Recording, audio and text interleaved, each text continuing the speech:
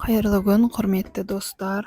Бүгін сіздерге YouTube каналда қалай налоговый информацияны толықтыру керек соны түсіндірейін деп отырмын. Егер сіздерге осындай уведомление келетін болса, және де егер де творческая студияңызда жаңағы аяқ астынан монетизацияңыз жоқ болып кететін болса, мысалға менде солай жоқ болып кетті. Мен өзім шошып кеттім, не болды, мен монетизациямды өшіріп тастадым ма, бірдеңені дұрыс жасамадым ба деп шошып кеттім.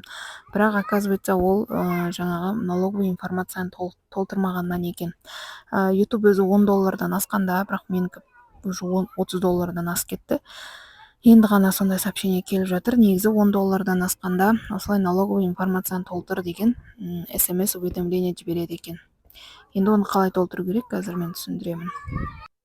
Міне осындай жоғары жағында изменение налоговой информации деген сообщение келіп тұрады. Соған бассаңыздар, астында налоговая информация деп жазылып тұрады. Осы жерде физическое лицо деп таңдаймыз. Одан кейін являетесь ли вы гражданином или резидентом США деп тұрады. Ол жерде нет деп таңдайсыздар. Сосын астыңғы жағында налоговая информация, жаңағы екіншісін таңдайсыздар, W деп тұрған. Сосын таңдағаннан кейін астында көкпен тұрған заполнить налоговую форму деп жазылып тұрады. W жаңағы 8 бір нәрсе деп соған басасыздар. Соны басқаннан кейін өздеріңіз туралы налоговый информация, яғни аты жөндеріңізді ағылшын тілінде паспорт бойынша қатесіз жазуларыңыз керек. Сосын коммерческое название дегенге ештеме жазбайсыздар. Страна дегенді таңдап, Қазақстанды таңдайсыздар. Астында иностранный номерға ештеме жазбайсыздар. Сосын астыңғы жағында идентификационный номер деген ин номерларыңызды таңдағаннан кейін ары қарай далее деп басасыздар.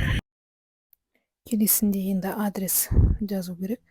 Бұл жерде адрес проживания, яғни сіздің тұратын адресіңіз. Қазақстан, индексті таңдау керек. Мысалы, Үшарал қаласы болса, Үшарал қаласының индексін интернеттен Гуглдан іздесеңіздер шығады. Одан кейін область деп тұрған жерге областы жазасыздар, қала, ары қарай адрес. Сосын адрес барлығын жазып болғаннан кейін астында почтовый адрес и адрес постоянного проживания совпадают дегенге галочка қойсаңыздар болады. Егер де не совпадают болса, мысалы сіздер ауылда тұрсаңыздар, бірақ районный центрдің почтовый адресін жазасыздар ғой. Сол кезде не совпадает болса, астыңғы графаларды толтыру керек болады. Бұл жақта да дәл солай Қазақстан, индекс, облыс, аудан өз адрестеріңіз жазып шығасыздар. Келесі енді сведения об избежании двойного налогообложения деген, яғни сіздер қай мемлекет екенін айтпасаңыздар, екі есе налог төлеулеріңіз мүмкін. Сол үшін мына жерде Қазақстан дегенді таңдауымыз керек. Астында да дегенді таңдап, Қазақстанды таңдауымыз керек. Сол кезде біз төмен жаңағы процентпен налог төлейтін боламыз. Және де міне барлығын мен көрсетіп жатқандай жасасаңыздар, бұл жерде өзі бірақ вариант болып тұрады. 16 статья, 12 статья, қайсына бассаңыздар да ең азын 10%, 0% деген таңдайсыздар, 30% таңдамайсыздар. 3 графада да птичка қойып 10%, 0% таңдаймыз, ең төменгі процентті. Бәрі біткен соң сіздерге осындай тексеру нелер шығады.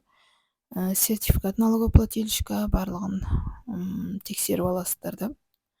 Сосын астыңа қарай түсесіздер. Енді мына жерде полное имя дегенде да дегенді таңдап, өздеріңіздің аты жөндеріңізді тағы бір жазып, далее дегенді басасыздар.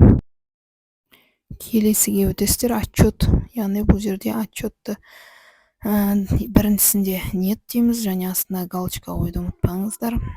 Екіншісінде я представляю налоговую информацию, я представляю налоговую информацию деген жерде ең біріншісіне галочка қоясыздар. Сосын соңында мына жерге я принимаю, яғни келісемін, келісім шарт ретінде.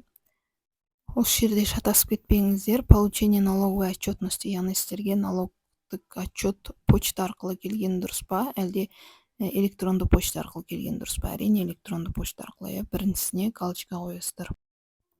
Себебі астындағысы получение документов по почте деген, ол почта арқылы, жалпы электронды почта бізге ыңғайлы болады.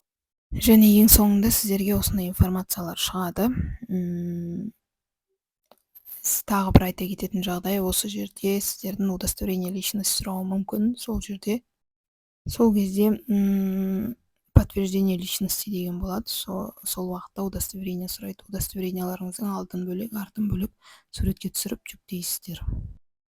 Себебі қазір ютубта бұрын тек қана адресті подтверждать етсе, қазір личности да подтверждать ету керек. Қорықпай қойыңыздар, сол үшін бұл удостоверение сұрайды. Ал енді мен видеом ұнаса, міндетті түрде лайк басып, тіркеліп бөлісуді ұмытпаңыздар. Рахмет.